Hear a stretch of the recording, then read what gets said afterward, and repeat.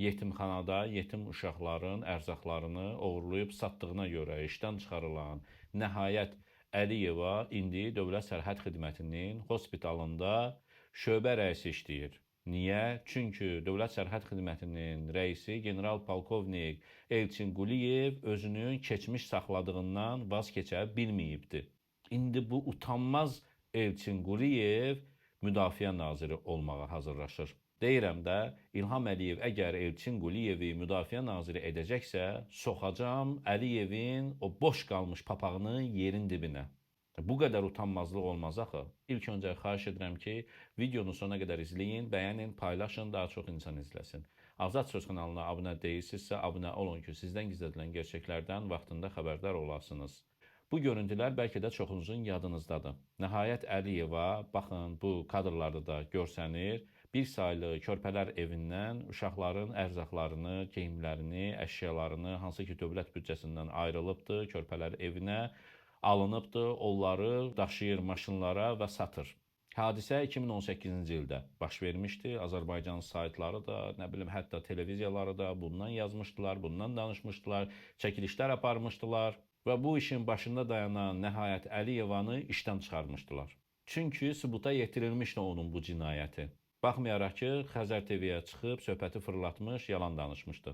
Yenə bunu işdən qovladılar. O videoda göstərilir ki, maşına qoyulur camaşırxanaya getmək üçün əşyalar. Bilirik ki, bu bələkdən çıxan əskilər nəcisdə olur. O nəcisi mənim burada yumaq üçün şəraitim olmadığına görə bizim Səhiyyə Nazirliyi ilə birlikdə müqaviləmiz var. Səhiyyə Nazirliyi, yəni Bakı Baş Səhiyyə İdarəsi tərəfindən bağlanmış müqavilə var camaşırxanada. Və əşyalar gedir camaşırxanada yuyulur, gəlir. Nəhayət Əliyevanın sözlərinə görə körpələrə aid ərzaqlar O vaxt Elçin Quliyev bunu nə qədər müdafiə etsə də, məsələ çox ictimailəşdiyindən işindən azad etməyə məcbur oldular. Amma general-polkovnik keçmiş saxladığından vaz keçmədi. Gətirdi Dövlət Sərhəd Xidmətinin hospitalında ona iş verdi, hətta şöbə rəisi elədi. Mən sizə faktları göstərirəm. Nəhayət Əliyeva bacısı Yeganə Əliyeva ilə birgə həmin hospitalda işləyir. Hər ikisi müxtəlif şöbələrin rəisləridirlər. Videolar, faktlar.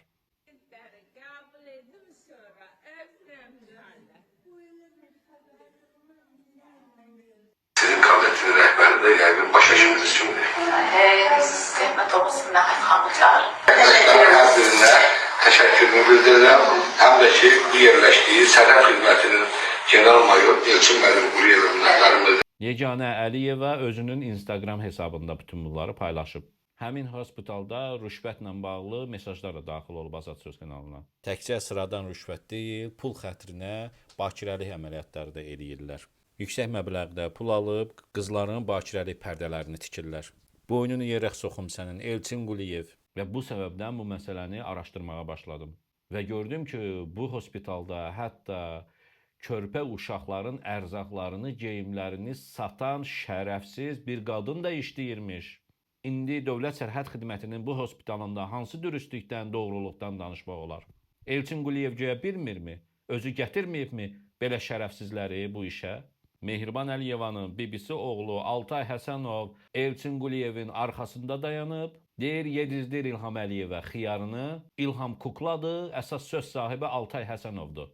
Və möhkəm dayan, müdafiə naziri olacaqsan. O müdafiə naziri olacaqsa, deməli Altay Həsənovun dedikləri doğrudur.